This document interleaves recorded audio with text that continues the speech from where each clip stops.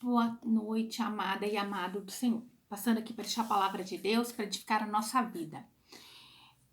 Lucas capítulo 17, amém? O perdão e a fé. Disse aos seus discípulos: é possível que não venham escândalo, mas ai daquele por quem vierem. Quer dizer, não tinha como, né? Ele se referia aqui que a oposição iria vir, né, contra o Filho de Deus. Não teria como ser evitado. Mas ai daqueles por quem vierem, né? Parece estranho aqui essa oposição, mas essa oposição viria sim da parte ali de muitos religiosos, do setor religioso, né? Seria uma ofensa que eles estariam fazendo a Deus, rejeitando Jesus, rejeitando a cruz. Então, o Senhor estava dizendo, mas ai daqueles que rejeitam, né, a cruz do Senhor. Melhor lhe fora que lhe pusessem ao pescoço um mó de moinho, ele alcançasse o mar. Aqui é o julgamento que esperava todos esses que rejeitam a cruz, que rejeita Cristo, do que fazer tropeçar um desses pequeninos. Aqui, esses pequenos não quer dizer crianças, mas sim todos aqueles que aceitam Jesus, os crentes, né, em Cristo, eles eram rejeitados aqui, né, por aqueles homens, mas aqueles que rejeitam a cruz, que rejeitam a Cristo, eles sim iriam pagar um preço, né, porque os crentes podem ser humilhados, como naquela época foi humilhado, mas eles têm um protetor, um amigo, o Espírito Santo de Deus, né? Eles têm um Deus que defende eles, tem um Deus que cuida, né? Que zela. Então, aqui que o Senhor está dizendo, que o Senhor é que ama e cuida minuciosamente de cada cristão. É Ele que cuida e zela de todo cristão. Você pode sentir o menor, o pequeno, né? E muitas das vezes nós somos confrontados, nós somos julgados pelo pecado que nós já cometemos um dia, pelo ser humano iníquo que nós fomos no passado. Então nós vamos às vezes receber ali julgamentos, né? Mas temos que nos manter humilde como Jesus foi. Nós temos que ficar quieto, calado e deixar Deus nos justificar. Olhai por vós mesmo. Então aqui Jesus dando ali uma dica para os discípulos. Olha, mas vigiai para que vocês não caiam. Vigiai para que vocês também não pequem, né? E se teu irmão pecar contra ti, repreenda-o. E se ele se arrepender, perdoa-lhe. Então, né, o Senhor dizendo, se pecar tem que repreender. Mas se ele pedir perdão, perdoa. E 7 vezes ao dia, se 7 vezes ao dia pecar contra ti e 7 vezes ao dia lhe pedir perdão, dizendo arrependo-me, perdoa-me, disseram então aos apóstolos. Disseram então os apóstolos ao Senhor, acrescenta-nos a fé, né? Então aqui o Senhor está dizendo, se a pessoa pecar várias vezes por dia, nós temos que perdoar. Se a pessoa se arrepender, nós temos que perdoar aquele que nos ofende, porque a gente pede para que Deus nos perdoa. Então, aquela misericórdia que o Senhor tem conosco, que a gente almeja do Senhor, nós temos que também liberar para outras pessoas. Disseram então os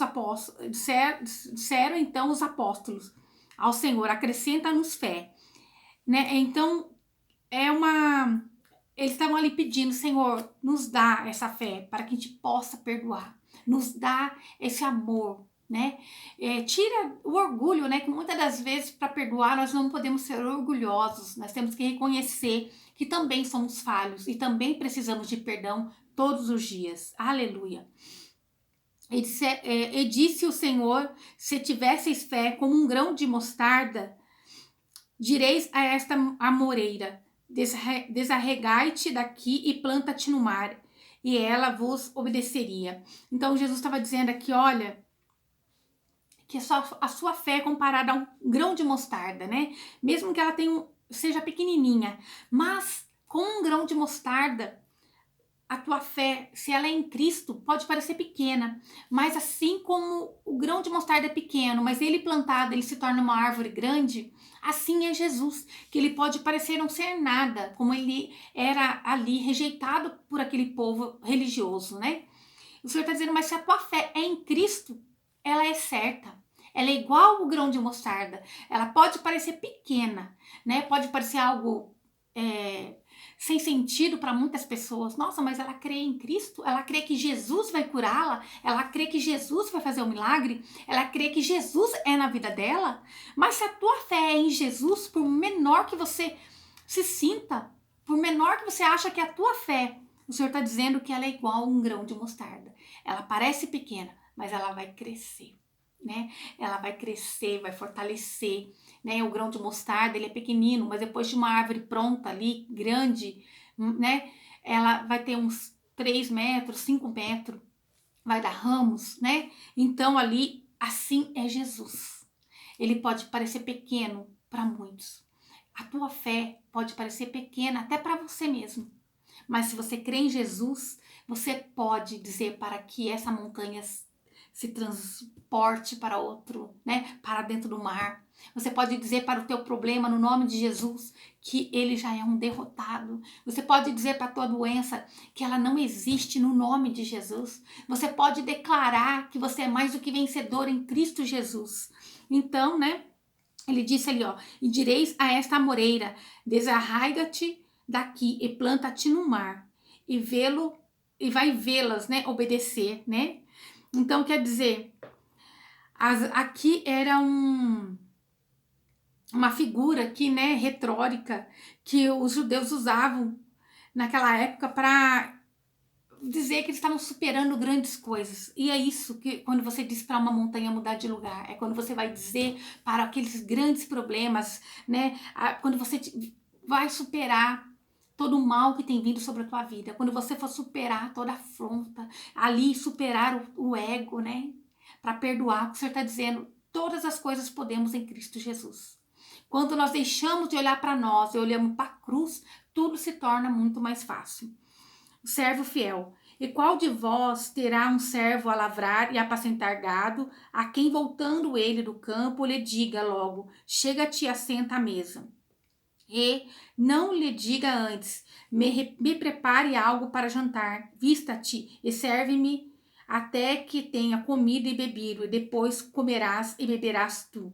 Né? Aqui estava dizendo que o servo fiel é aquele que se ocupa primeiro em servir o teu Senhor e depois ele vai preocupar consigo mesmo.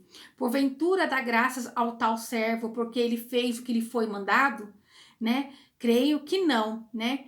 Assim também vós, quando fizerdes tudo o que for mandado, dizeis, somos servos inúteis, porque fizemos somente o que deveríamos fazer. Então, o que o Senhor está dizendo, que tudo aquilo que for colocado para nós fazermos, a gente faça com alegria, mas que a gente possa reconhecer que a gente não é nada, né? Que a gente possa reconhecer a nossa fraqueza, que a gente é um mortal, né? Que a gente vem aqui reconhecer que não é por obra, mas é pela graça, né? Que a gente venha reconhecer que por mais que a gente faça, a gente não é merecedor. Aleluia, né? Sou um servo inútil, é isso que nós temos que falar, que nós somos um servo inútil, né? E o mestre dirá então, servo bom e fiel, aquele que se diminui, né? O Senhor, ele exalta. Aleluia. Os leprosos. E aconteceu que, indo ele a Jerusalém, passou por meio da Samaria e da Galiléia. E entrando em uma certa aldeia, saíram-lhe ao encontro 10 homens leprosos, os quais pararam de longe e levantaram a voz, dizendo, Jesus, mestre, tem misericórdia de nós. E quando ele os viu, disse-lhes, ide, mostrai-vos aos sacerdotes. E aconteceu que, indo eles, ficaram limpos, né? Aqui encontrou aqueles homens leprosos, que bem provável que eles estavam a uns 30 metros de distância, porque assim a lei mandava, né? Eles não poderiam se aproximar das pessoas.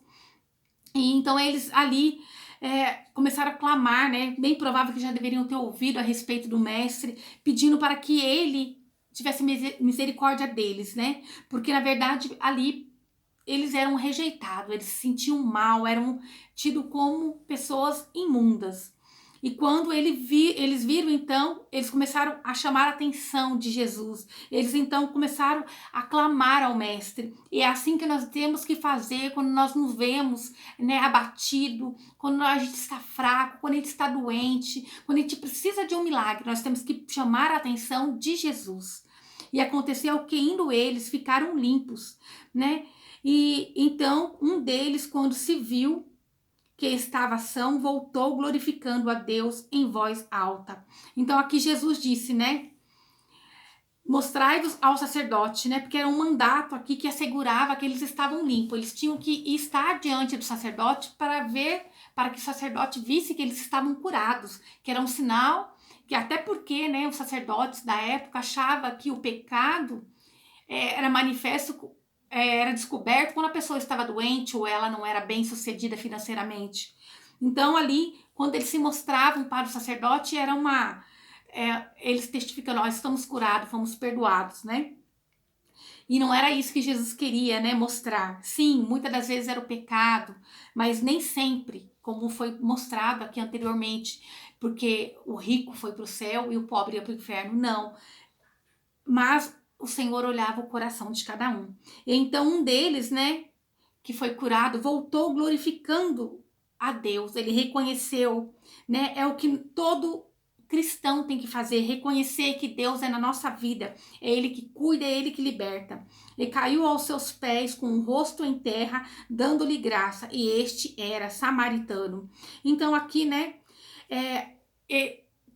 ele não era um judeu, ele era um samaritano, tido como um impuro, como um rejeitado, mas ele foi o que reconheceu. Então quer dizer que Jesus não faz acepção de pessoas, de nação, raça ou cor. Ele está à procura de um verdadeiro adorador. Aleluia. E respondeu Jesus, disse: não foram 10 os que foram limpos? E onde estão os 9? Né? Bem provável aqui, né, que estava comparando aqui aquele povo de Israel, né?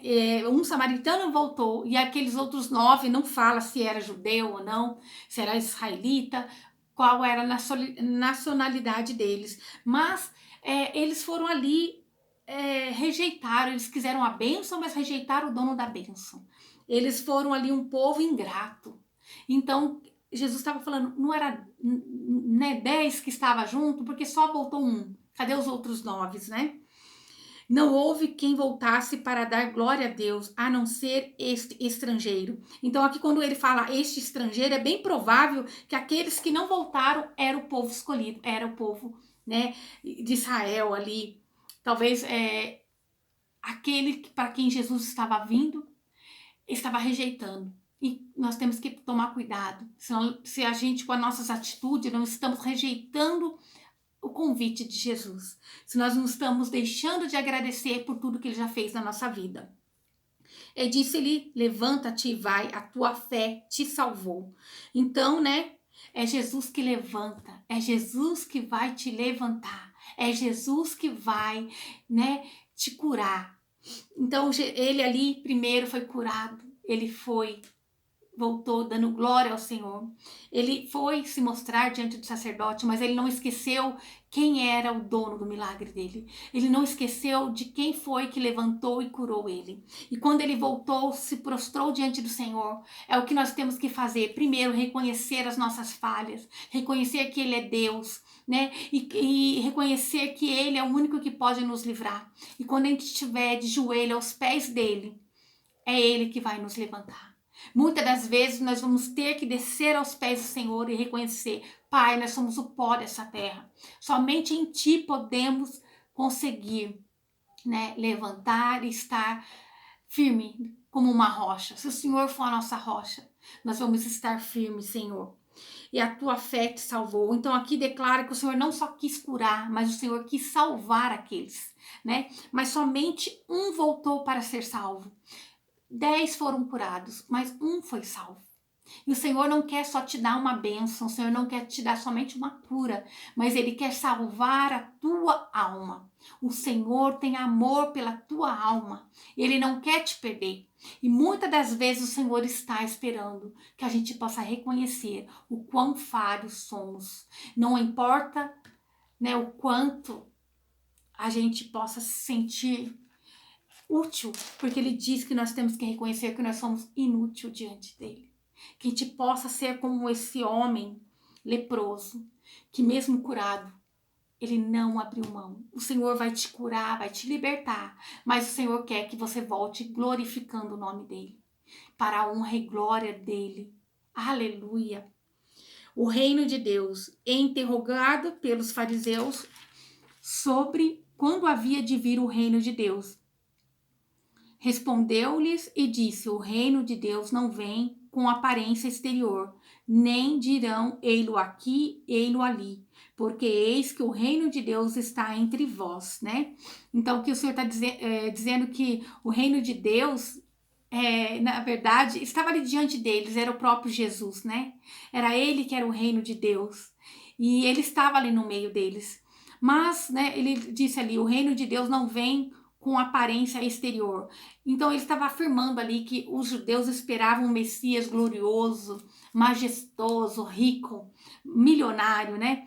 Mas o Senhor estava dizendo que era ele ali, simples. Mas eles não estavam aceitando, eles estavam cegos, né? Eles não aceitavam. Nem dirão ei-lo aqui ou ei-lo ali, né? Ele explica então que todos esses sinais externos que falavam, né? Não são bíblicos, né? E que na realidade não tem nada a ver com o reino de Deus. Muitos dos sinais ali de que seria um Messias glorioso, não era aquilo que a Bíblia dizia, que ele viria humildade, aleluia, porque eis que o reino de Deus está entre vós, e o Senhor estava entre eles, né? O reino de Deus está entre vós, porque o reino de Deus era Jesus e é Jesus. Mas Israel não queria aceitar o reino de Deus, não queria reconhecer que Jesus, humilde, simples e amoroso, ele era o reino do Senhor. Né? A experiência aqui do novo nascimento da cruz, né? De ter que se submeter a um Jesus que era simples, que era correto e que não era aquele homem que eles esperavam, rico, milionário, que estivesse acima de todos, mas ele veio para mostrar que o reino de Deus é humildade, é amor, é compaixão. Aleluia. Então, o reino de Deus, ele tem que ser dentro de nós. Jesus veio e nos deixou o nosso amigo Espírito Santo de Deus, aquele que vem e reina dentro de todo aquele que crê que Jesus é o Salvador. A segunda vinda, e disse aos seus discípulos: dias virão em que desejareis ver um dos dias do Filho do Homem e não vereis. Quer dizer, aqueles discípulos, ele estava dizendo, vai ter dias, né, em que eu não estarei mais aqui e vocês vão sentir saudade, vocês vão querer, né, vão querer me ver, vão querer que volte o tempo atrás, né. Ele está dizendo aqui, depois do dia de Pentecoste, né, eles iam ter saudade de que Jesus estivesse caminhando entre eles, mas não os vereis, né, não o vereis, quer dizer, eles tinham que aproveitar todo aquele tempo ali com o Senhor, porque ia ter dias que eles iam querer estar no meio do Mestre e eles não iam poder estar. Aleluia.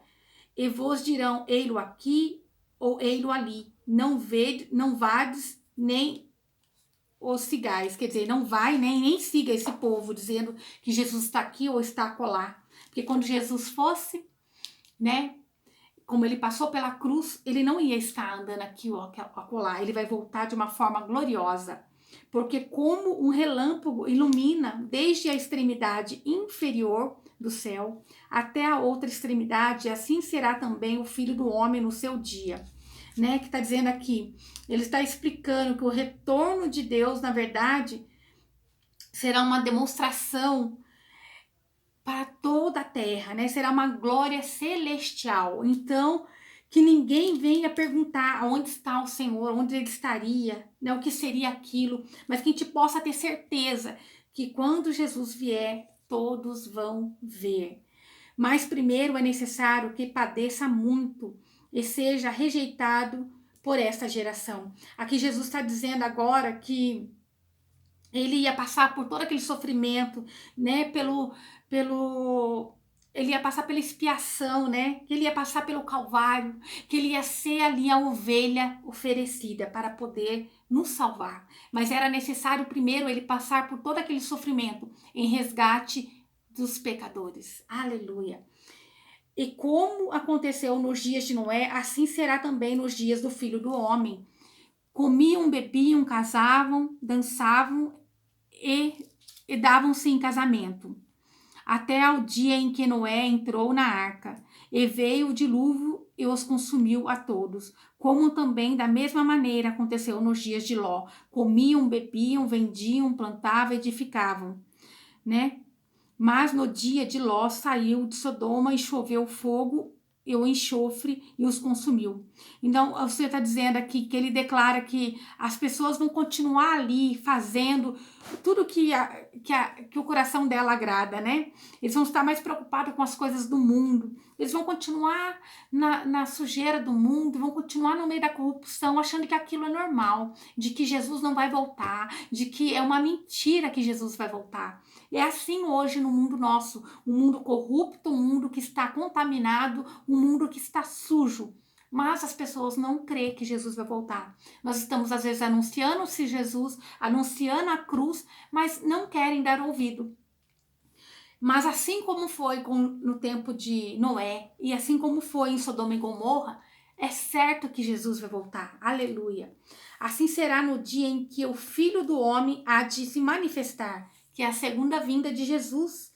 Naquele dia, quem estiver no telhado, tendo as suas alfaias em casa, não desça para tomá-las. E há da mesma sorte o que estiver no campo, não volte para trás, né?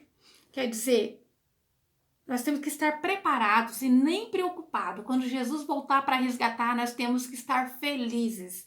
Temos que estar preparados. Aleluia. Lembrai-vos da mulher de Ló. Qualquer que procurar salvar a sua vida, perdê-la-á.